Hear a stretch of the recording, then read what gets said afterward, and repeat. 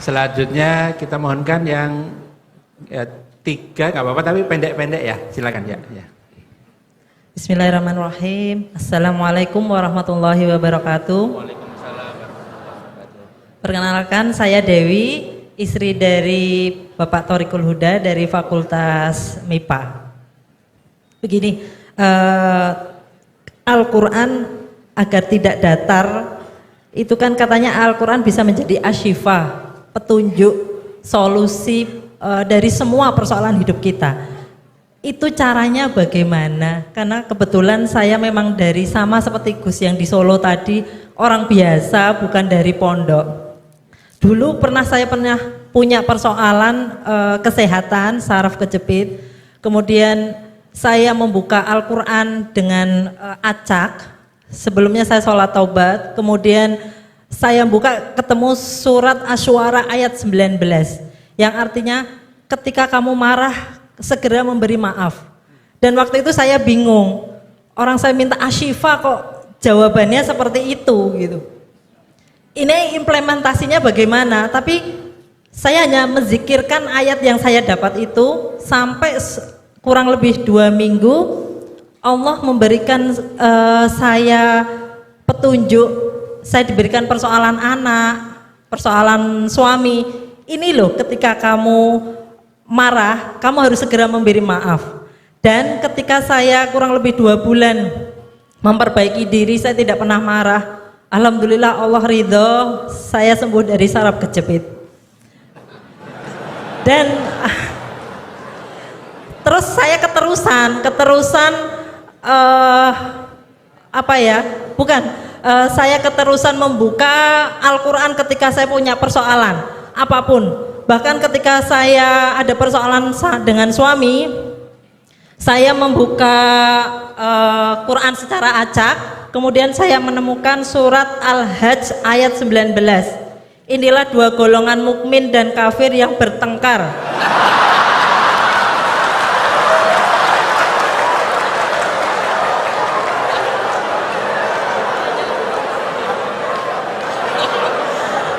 Saya lanjutkan ya. Mereka bertengkar tentang Tuhan mereka. Bagi orang-orang yang kufur dibuatkan pakaian dari api neraka, ke atas kepala mereka akan disiramkan air yang mendidih. Sewaktu saya dapat ayat itu tuh saya langsung makjleb gitu. Saya nangis, ya Allah, ini yang kafir siapa?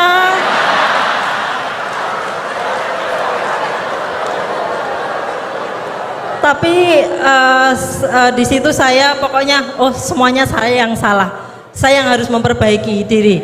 Nah kebetulan kurang lebih 1 minggu suami itu sering lihat YouTube Gus Baha.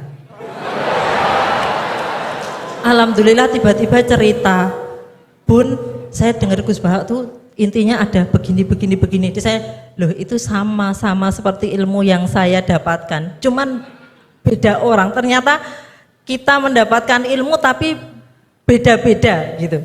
Nah ternyata saya merasakan bahwa Al-Quran itu bisa menjadi asyifa, bisa menjadi petunjuk persoalan saya. Nah pertanyaan saya itu apakah cara ini betul, benar? Kalau untuk orang awam di sini, kalau kayak Prof. Kurai sama Gus Baha kan ahlinya gitu, ahli tafsir gitu kan, mudah gitu menghadapi persoalan. Kalau orang awam seperti kita, bagaimana biar kita itu hidup tetap tenang ketika menghadapi persoalan, bahagia menghadapi persoalan. Mungkin begitu saja, terima kasih. Wassalamualaikum warahmatullahi wabarakatuh. Assalamualaikum warahmatullahi wabarakatuh. Baik, terima kasih Bu Dewi. Sekalian satu lagi Ibu yang pakai jilbab hitam ya.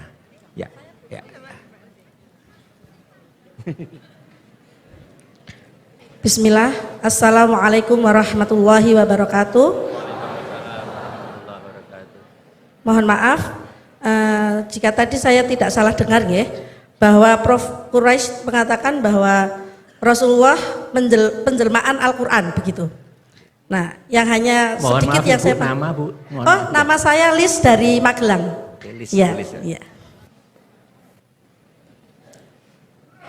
Nah, yang sedikit saya pahami, hanya sedikit saja, Yaitu kalau Al-Quran itu kan kalamullah ya. Terus kalau Rasul itu adalah penciptaannya. Nah, apakah penjelmaan ini dikatakan sepenuhnya atau mutlak, atau sebagian saja, atau yang seperti apa penjelmaannya ini? Nah, itu saja yang ingin saya tanyakan. Mohon maaf sebelumnya. Jazakumullah khairan katsiran. Assalamualaikum warahmatullahi wabarakatuh. Waalaikumsalam warahmatullahi wabarakatuh. Dari Bu Dewi tadi terkait dengan apakah tafsir Al-Quran sebagai asyifa itu seperti apa? Kira-kira gitu. Kemudian yang ketiga terkait dengan tadi Rasul sebagai penjelmaan Al-Quran. Ya, penjelmaan ya tadi. Quran sebagai asyifa. Kemudian yang selanjutnya terkait dengan Rasul sebagai penjelmaan Al-Quran. Ya.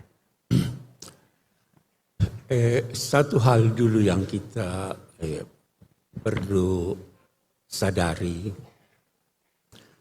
bahwa Al-Quran itu bisa mengandung banyak penafsiran.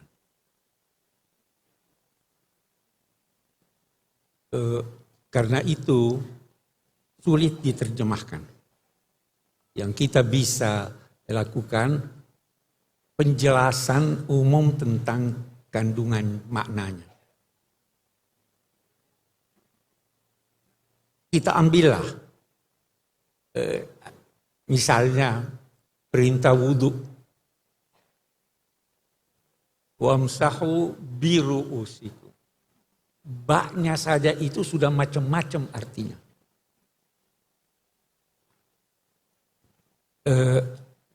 Demikian juga yang lain. La yamassuhu illal mutahharun, banyak pendapat. Boleh jadi apa yang saya anggap benar, Anda anggap tidak benar. Ya kan? Itu orang Syiah berkata yang berhak, sebagian mereka ya, yang berhak memahami dan bisa memahami Al-Quran itu hanya Ahlul Bait. Karena apa? Al-Quran berkata, innama yuridullahu yudhiba ankumur rijsa ahlal bait wa yutahhirakum tathira. Ada yang berkata al-mutahharun itu malaikat. Jadi bisa beda-beda. Saya ingin dari sini kita mengambil suatu pelajaran. Bahwa bisa jadi dalam rinciannya kebenaran itu beragam. Mazhab yang berkata seluruh kepala harus itu benar buat dia. Yang berkata sebagian benar buat dia. Karena memang Allah Subhanahu wa ta'ala menghendaki kita berbeda. Jangan anggap Tuhan mau kita itu bersatu semua sama. Kalau dia mau kita bersatu semuanya, dia tidak turunkan Al-Quran seperti ini. Dia tidak jadikan Nabi itu seringkali berkata kamu benar, kamu benar, kamu benar. Ini prinsip yang harus kita pegang sehingga kita bisa rukun. Oh, Anda juga benar.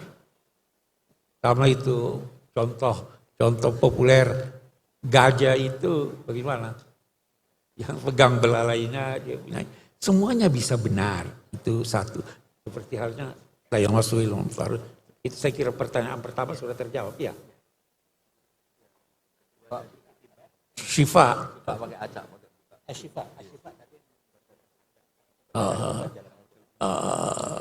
Saya tidak pakai itu. Ada orang mungkin berkesan begitu, tapi itu di Sulawesi Selatan, saya tidak tahu di Jawa. Itu kalau mau cari nama anak, itu buka Quran, kata pertama yang ditemukan itu dia anaknya. Jadi di sana ada namanya Sarik.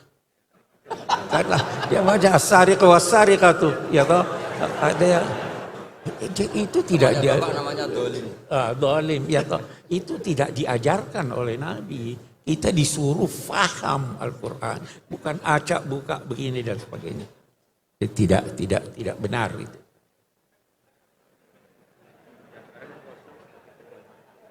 Penjelmaan. Oh iya.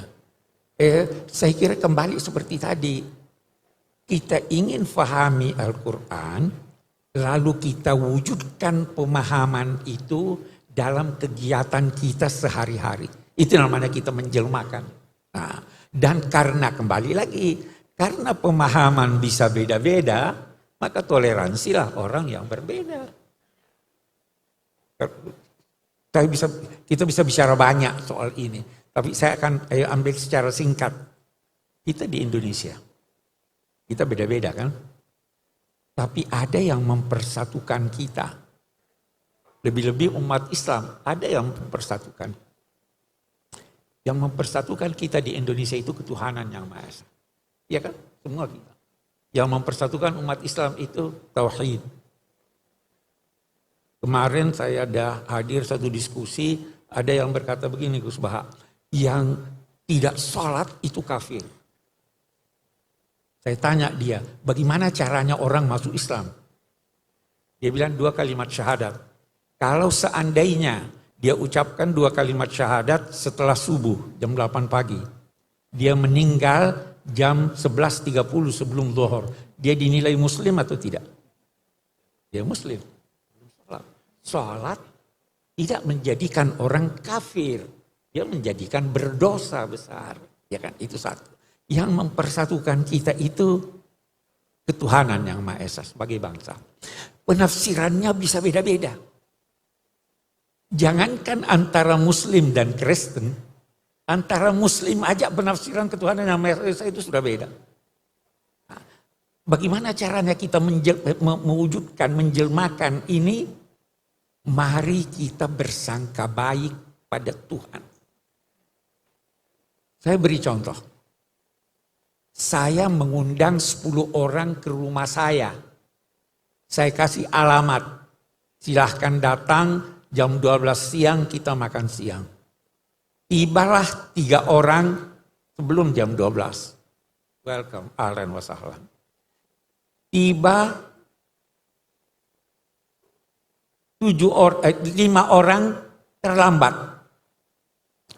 2 orang tidak mau datang. Yang 5 orang yang terlambat ini sebenarnya dia mau datang tetapi terlambat sudah karena sesat jalan. Dia datang pada saya, apa saya tolak dia? Saya kata, sudah pergi. Atau saya kata, kenapa lambat? Kata saya mau datang Pak, saya tidak tahu jalannya kesesatan. Tidak mungkin saya tolak. Nah, begitu juga Tuhan menurut hemat saya. Kita, antara sesama muslim, boleh jadi kita salah jalan tuh. Orang Kristen juga kita nilai salah jalan. Dia nilai kita salah jalan. Oke deh, tidak usah bertengkar. Kita nanti, Tuhan lebih tahu dari kita. Tuhan maha baik. Dia bisa memaafkan orang yang bersalah. Apalagi orang yang mau pergi tapi salah jalan. Itu titik temu kita. Itu salah satu bentuk dari penjelmaan kalimat tauhid itu.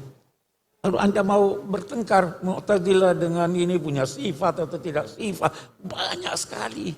Bisa salah, tapi Tuhan maha pengasih, maha penyayang. Jadi penjelmaannya seperti itu. Selama itu dimungkinkan oleh kata Al-Quran, oleh ayat Al-Quran, kita terima aja walaupun kita beda pendapat. Sebab kalau tidak, bertengkar tidak ada habisnya. Saya kira itu menyangkut penjelmaan. Baik, terima kasih Prof. Quraisy.